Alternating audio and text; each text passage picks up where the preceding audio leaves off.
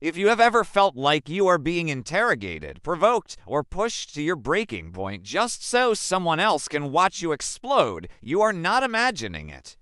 You are being mined for emotional supply. To a narcissist, your tears, your anger, and your desperate attempts to explain yourself are the ultimate currency. They need your reaction to feel powerful. But what happens when the well runs dry? This is where you reclaim your life through a tactical strategy known as the gray rock method. It is not about winning an argument or changing their behavior. It is about becoming so boring, so uninteresting, and so emotionally unresponsive that you essentially become invisible to their predatory radar. You are going to learn how to transform yourself into a gray rock, a plain, unremarkable object that offers absolutely nothing for a manipulator to latch onto. To understand why this works, you have to understand the psychological hunger of the person you are dealing with.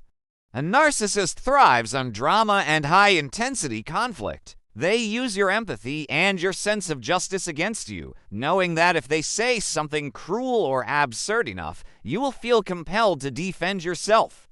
When you defend yourself, you are handing them exactly what they want. You are giving them your time, your focus, and your emotional energy. The gray rock method cuts off this supply at the source. It is the practice of being intentionally non-reactive. When you use this strategy, you aren't being cold to be mean, you are being neutral to be safe. You are choosing to stop participating in a game that was rigged against you from the very beginning.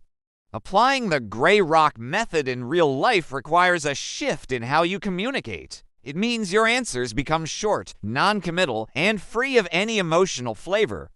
If they ask you a question designed to spark an argument, you respond with a simple yes, a no, or a polite but vague I don't know. You stop sharing your dreams, your fears, and your personal opinions because you realize that anything you say can and will be used to manipulate you later. You talk about the weather, the laundry, or the grocery list.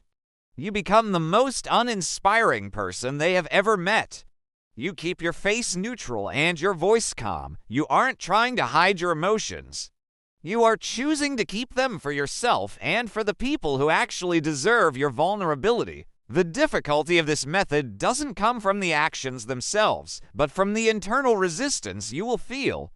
Your heart will want to scream that they are lying.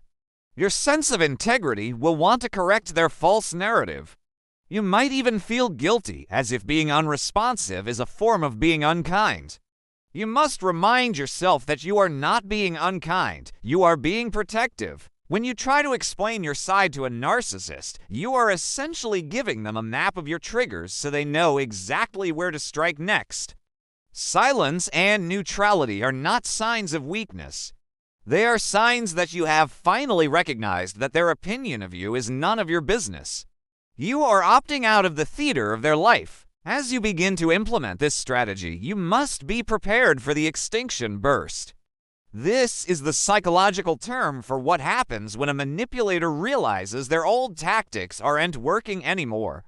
They will likely ramp up the pressure. They may become more insulting, more dramatic, or even try to play the victim to lure you back into a fight. This is the moment where your discipline matters most.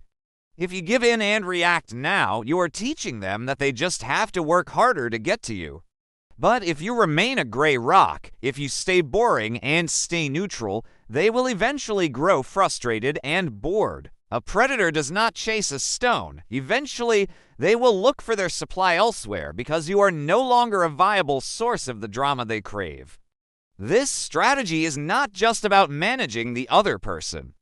It is about regulating your own nervous system.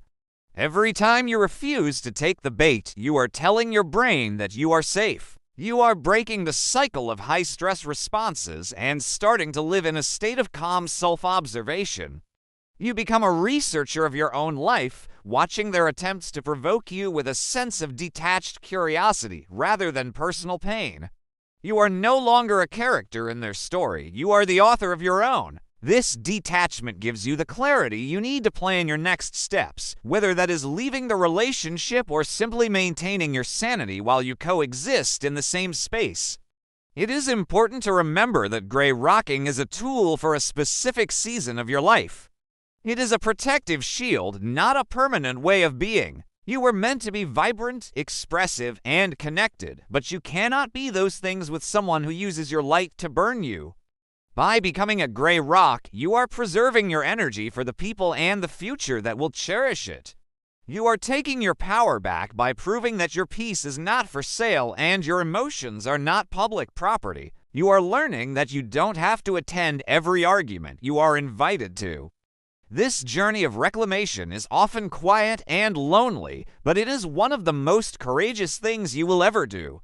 You are teaching yourself that your worth is not defined by how well you can defend it to someone who is committed to misunderstanding you. As you continue to build this internal fortress of calm, know that you are moving closer to a life of true freedom and authentic connection.